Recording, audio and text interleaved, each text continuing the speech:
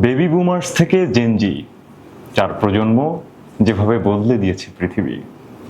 দর্শক, একটি প্রশ্ন দিয়েই শুরু করি। কখনো ভেবেছেন আপনার বাবা মা, আপনি আর আপনার ছোট ভাই বোন সবাই একই পৃথিবীতে বড় হলেও আসলে কি প্রত্যেকে পৃথিবীর একই রূপ দেখে বড় হয়েছেন? একজনের পৃথিবী যেখানে ছিল টেলিভিশন আর চিঠি, আরেকজনের পৃথিবীতে ইন্টারনেট আর স্মার্টফোন ছাড়া জীবনটাই কল্পনা করা যায় না। এই বিশাল পার্থক্যই তৈরি করেছে প্রজন্মের গল্প। Baby boomers, generation x, millennials আর জেনজি, এই নামগুলো শুধু ভিন্ন প্রজন্মকেই চিহ্নিত করে না, এগুলো আসলে সময়ের চারটা আলাদা অধ্যায়। চলুন সময়ের এই আলাদা আলাদা অধ্যায় বেবি বুমার্স থেকে জেনজি সম্পর্কে জানার চেষ্টা করব। কিসের ভিত্তিতে একই পৃথিবীতে বেড়ে ওঠা প্রজন্মকে ভিন্নভাবে চিহ্নিত করা হয়, কেন এক প্রজন্মের সঙ্গে অন্য প্রজন্মের মনস্তাত্ত্বিক মিল নেই, কেন পিতার আদর্শিক অবস্থান থেকে বিচ্ছিন্ন পুত্র।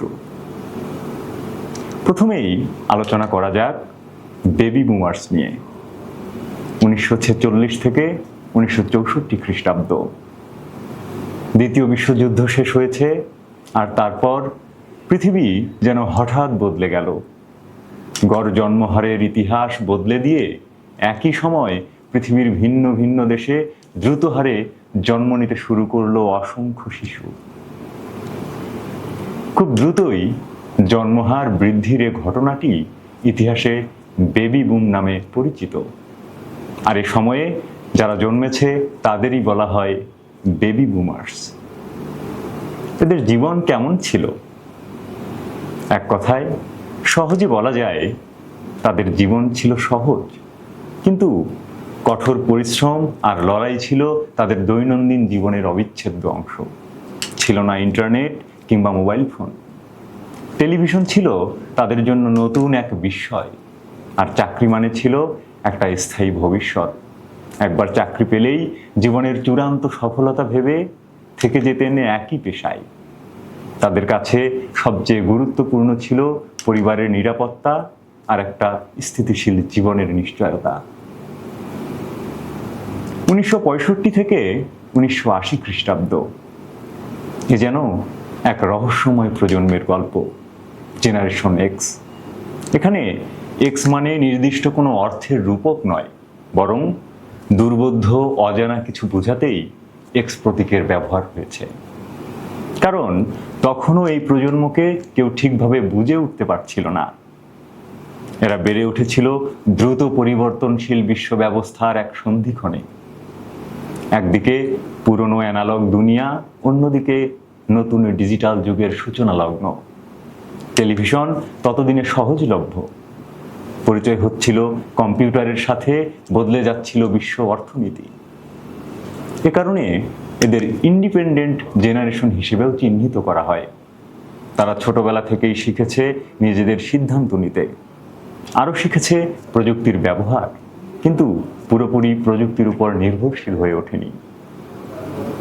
এরপর 1981 থেকে 1996 সময়কালে বেড়ে ওঠা প্রজন্মকে বলা হয় মিলেনিয়ালস। এই প্রজন্ম আমাদের কাছে অতি পরিচিত, অতি ঘনিষ্ঠ। মিলেনিয়ালস এর আরেক নাম জেনারেশন ওয়াই।